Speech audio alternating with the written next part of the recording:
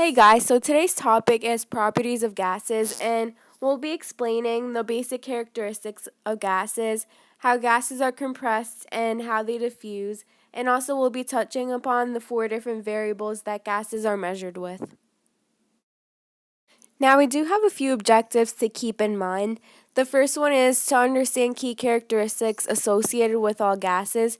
Now, we will be going much deeper into that as the video goes on. The second objective is to understand how gases can be moved and shifted.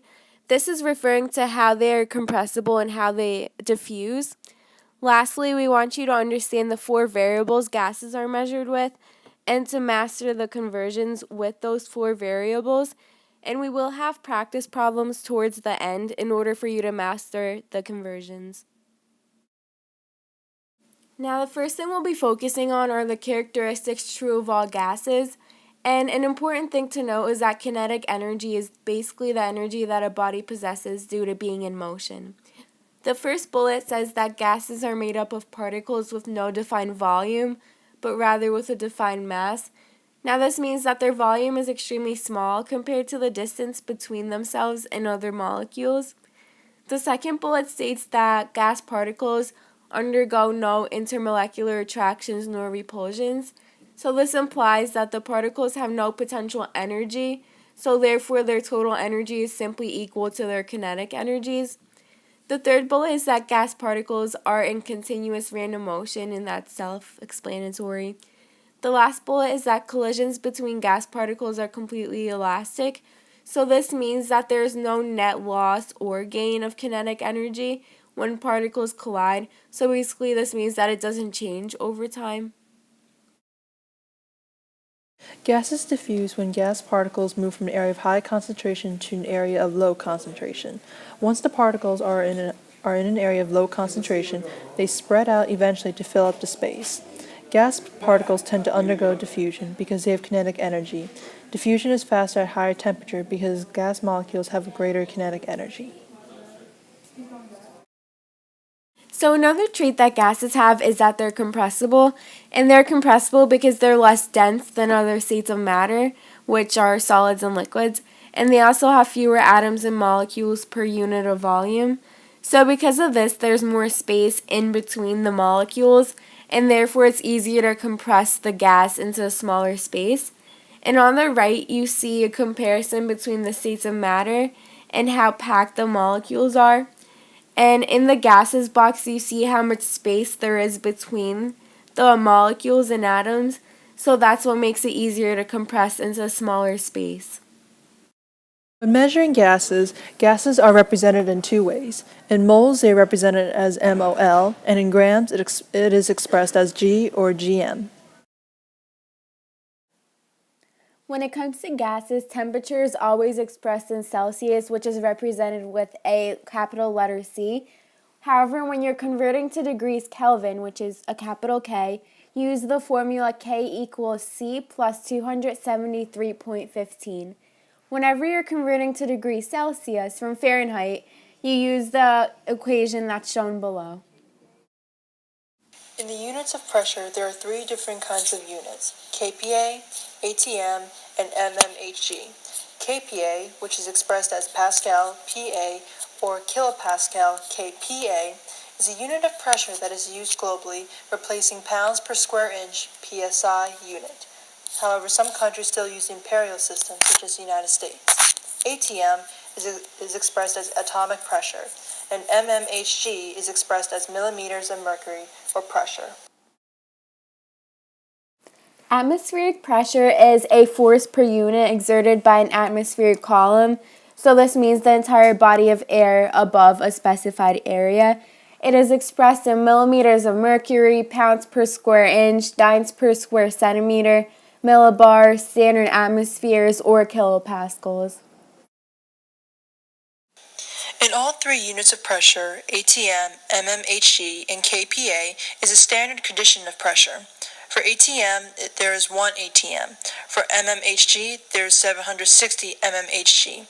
And the relationship between ATM and mmHg is that 1 ATM equals 760 mmHg. And for kPa is 101.3 kPa. These exist because we want to have conditions that are similar in comparison to one another. We standardize pressure and temperature because they are the conditions we want to control. Before we can find the volume of gas, we have to first understand the ideal gas law equation, PV equals nRT. In this equation, P represents pressure, V for volume, N the number of moles, T for temperature, and R is constant as indicated. Since the variable R is constant, we can use the same equation to find anything by simply rearranging the equation. For example, to find the volume of gas, the equation will be arranged as V equals nRT divided by P. In the volume of gas, the metric standard is joules, which in variable form is represented by the letter J. So what we have for you guys to begin with are two simple practice problems converting to Kelvin, and I personally think these are the easier ones. So you're going to use the formula K equals C plus 273.15, and you're just converting two simple little problems there, and you can pause, and then the answer key is just in a few seconds.